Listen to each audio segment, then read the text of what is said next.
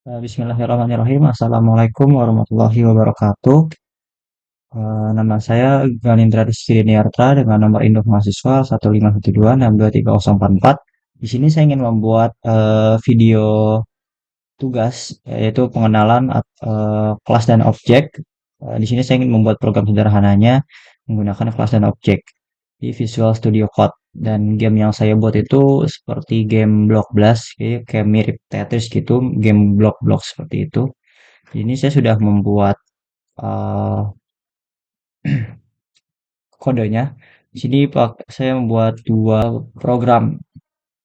Yang pertama itu adalah khusus buat bloknya. Di sini saya menggunakan tentu saja menggunakan bahasa pemrograman Java dan juga ada konsep OOP-nya. Untuk di sini tuh kita menggunakan private string supaya eh, kelasnya itu nggak dipakai ke publik, jadi privat doang. Terus ini saya pakai warna buat warna bloknya. Bisa kita lihat sendiri di sini tuh. Jadi kalau warna merah itu ada R buat red, biru itu blue, terus hijau itu green. Terus ada juga buat kolom kosongnya. Eh, jadi privat itu maksudnya tuh kayak enkapsulasi, yaitu data tersembunyi, yaitu menyimpan informasi kunci. Terus sini tuh ada kayak konstantanya yang warna merah, biru dan hijau dan sebagainya gitu-gitu. Itu kayak untuk memastikan bahwa kita menggunakan nilai yang konsisten dan mudah dibaca di seluruh kode. Lalu ada konstruktor. Jadi ini nih yaitu eh, penjelasan konsep OOP-nya itu adalah metode khusus yang dipanggil saat objek dibuat kayak new block nanti gitu-gitu. Untuk menginisialisasi atribut awal objek. Itu juga ada string get warna. Di sini tuh jatuhnya metode getter. Kalau ini setter, kalau nggak salah saya baca itu kayak gitu. Ini tuh untuk memungkinkan untuk membaca nilai atribut warna dari luar kelas sambil tetap menjaga atribut tersebut agar tetap privat. Lalu yang tadi yang saya bilang ini ada atribut setter, yaitu untuk memungkinkan kita untuk mengubah nilai atribut warnanya. Yang ini. Lalu di sini untuk mengecek ya nilainya kosong. Mungkin itu aja di file pertama. Lalu saya buat file kedua ini untuk mencetak papannya nanti ya. Jadi namanya itu papan block blast, nama gamenya juga block blast. Di sini kita juga menggunakan privat untuk eh, objeknya. Ini buat dimensinya, jadi 10 kali 10. Jadi barisnya itu 10, kolomnya itu 10. Jadi eh, blok blok-bloknya itu 10 ke bawah, 10 ke samping. Terus ada public konstruktornya ya, papan blok 11. Nah, public class nah nek apa namanya itu public class papan blok 11 ini tuh gunanya tuh untuk membuat array papan dan memanggil inisialisasi papan nantinya. Yang ini itu biar juga mengisi cell array dengan objek blok yang sebenarnya yang dari sini nantinya. Terus kita ada metode inisialisasi papan juga di sini sama di sini menggunakan privat juga.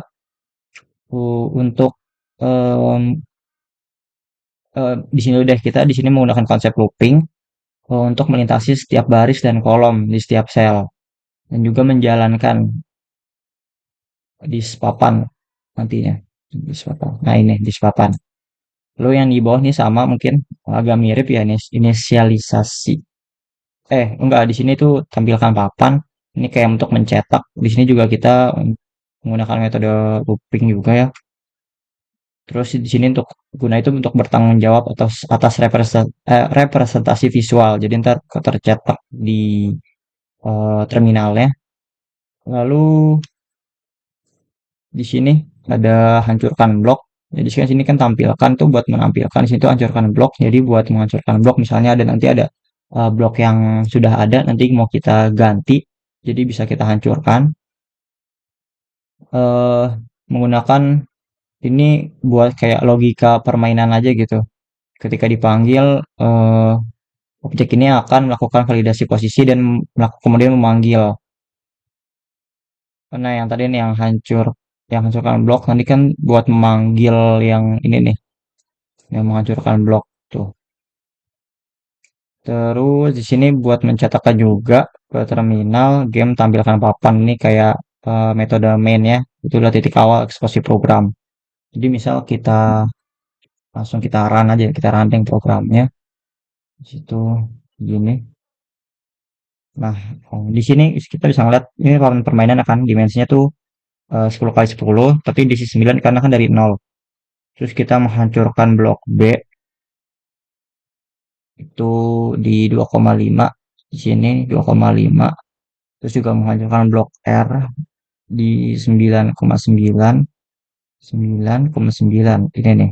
Ini kan R, terus 2,5 itu 2, nah ini nih blue. Blok di 25 sudah kosong. Jadi ini kosong, ini juga kosong, tapi eh, ini nggak ada, belum tercetak ya karena ini belum ditambahin.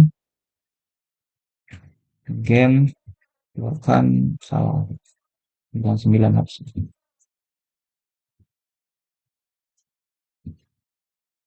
Nah, misal kita running, nah kan sudah kosong nih, jadi ini sudah kosong. Tinggal kita game tampilkan lagi buat melihat update yang telah terjadi.